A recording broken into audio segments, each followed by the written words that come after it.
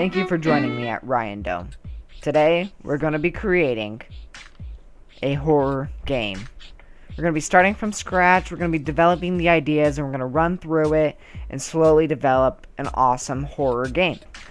Now, let's begin. I have a brand new, empty game here that I just popped up. I titled it Horror Game 1.0. We're going to go down to the Assets folder down here, and we're going to import a couple packages. We're going to import the character controller. Go ahead and import that. We're going to import terrain assets. Import that. And we're going to import where is it?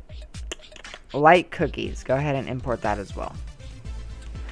So these three things is where we're going to start off with. And we're going to start off with the terrain. Alright, so we're going to go up to Game Object. Actually, we'll start off with the character. We're going to go to Game Object, 3D, and we're just going to put in a temporary plane for right now, just for us to work with. This isn't going to be our scene, so don't add any detail to this. This is just testing out the player. Now we're going to go to Game Object, Light, Directional Light. And we're just going to import that in our scene. And I'm going to go ahead and turn the intensity down just a little bit so we can see what's going on. Now click on your Standard Assets folder. Go to Character Controller. And you can delete the third person because we're not using that. And we're going to drag in the first person controller. And go ahead and pull him up just so that he doesn't touch the ground down there. So when we play the game, he doesn't fall into oblivion. Alright, so now when we play our game, we have a first person controller that can walk around. Good. However, this is a horror game, so we're going to need to add a flashlight so that we can see because it's going to be darker. So go ahead and go to Game Object, Light, Spotlight. Alright, we're going to rename the spotlight to flashlight. And we're going to click on the little arrow next to the first person controller and drag the flashlight onto the main camera. We're then going to center this 0, 0, 0 so it's inside of our player. We're then going to take the flashlight and we're going to pivot it up so it's like a flashlight, and I'll show you what that means in a second. So when we hit play, we have this kind of a flashlight effect going on here. However, it doesn't look quite right. It doesn't totally look like a flashlight yet, so we're going to do a little bit of work on it. First thing is the intensity of it. I like to put the intensity at around 3. And I'm going to take the spot angle and I'm going to widen it out a little bit. So now, looks a little bit better, however, it's still pretty bright. It's kind of a big circle. And there's a way we can change that. Here on the light, we have a cookie, and it says no texture. Go ahead and click on the little circle next to it, and you'll see that we have a flashlight, 2 flashlight little boxes here, and this is when we imported the light cookies. Go ahead and pick whichever flashlight you like better. I personally like this one better. And now when we play, it's got a little bit of more character to it. It looks a little bit more like that classic flashlight halo ring that comes out on the end of your flashlight. However, it's still a little bright, and we can go ahead and probably turn down the intensity down just a bit. I'm also going to take it and I'm going to slide it right, so that kind of gives it that appeal that it's in our hand rather than coming out of the middle of our nose. A little bit like that. Maybe that was a little bit too much. It looks a little deformed. We'll try that. I think that's pretty good for right now. So we have our character somewhat set up. And I'm going to go now and delete this plane that we put in here, along with the directional light. Go ahead and just remove both of those aspects. Go up to Game Object, 3D Object, Terrain. And we're going to import in our terrain. So remember where your first person controller was. We're going to zoom out, and we're just going to kind of move the terrain over so that our first person character, if we double click, is somewhere in the middle. And we can go ahead and drag our first person controller up again so that he doesn't fall into oblivion. This is all great and all, but it's plain. Like, we have a giant flat surface, and that doesn't look so great. So we're going to touch up our terrain real quick. I'm going to click on the terrain and go over onto these right little panels over here. We're going to click on the paintbrush, edit texture, add texture, select texture, and we're going to give it a nice grass, kind of a forest feel. And we're going to make this all, I'm going to make it all 3 in size, just because it looks a little nicer, personally.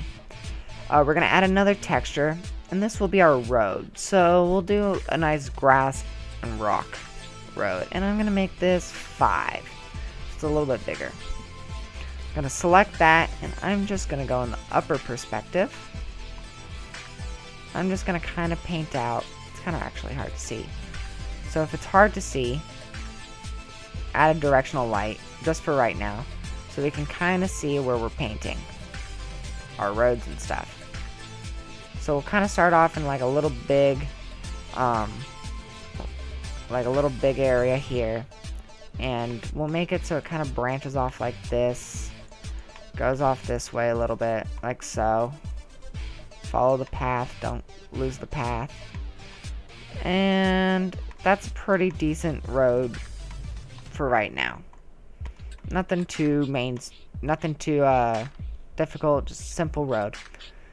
And I'll make a little, that's good. Alright, so let's add some trees. Now the trees I actually have to import another thing, and I'm going to import the tree creator. Where is that? Tree creator. Go ahead and import that. The tree creator allows you to create pretty much any type of tree you want. However, it has a pretty nice default tree built into it, which I will be using just because I like the way it looks. It's a pre-built, nice looking tree. So now that that's imported, I can click on the trees, edit trees, add tree, select a tree object, big tree, add, and now I got big trees. And they're going to fit the job for what we're doing. Scale my brush size down a little bit. Just kind of paint the trees around. Doesn't have to be perfect. It doesn't have to be complicated. They are trees after all. Nature's never perfect. Just kind of paint patterns.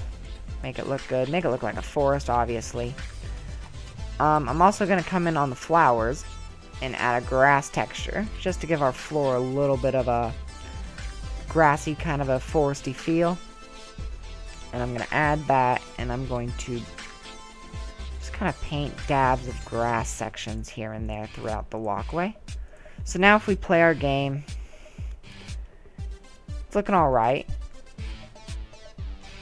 As we walk through, we can see the flashlight effect, so it looks better now that we have, like, it's not super dark. We'll have to remove that tree and go along this path and remove all the grasses. So let's do that real quick, actually. It's really easy. Just, oh, my brush was a little big. Just hold shift and you can delete things. And click. Delete things out of the way.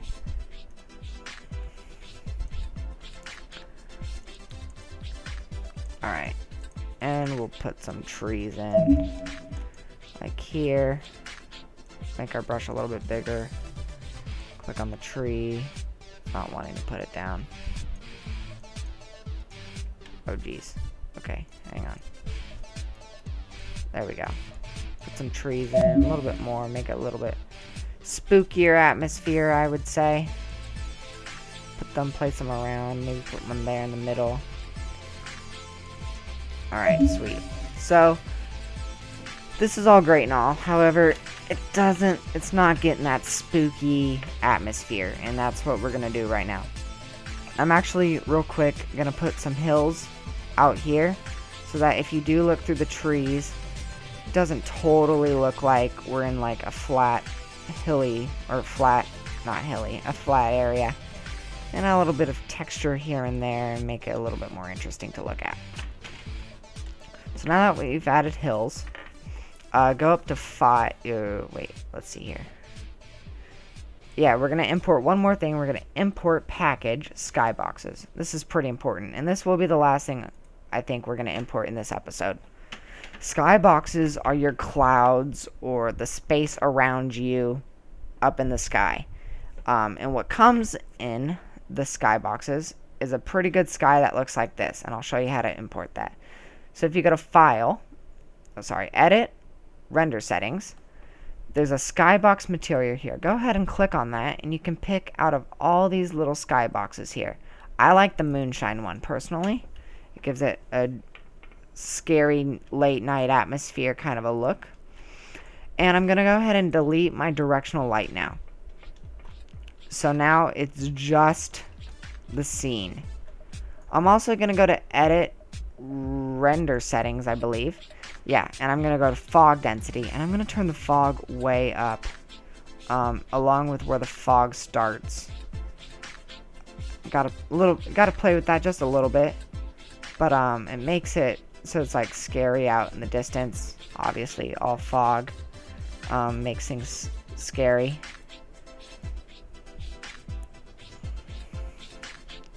Just play around with the settings a little bit.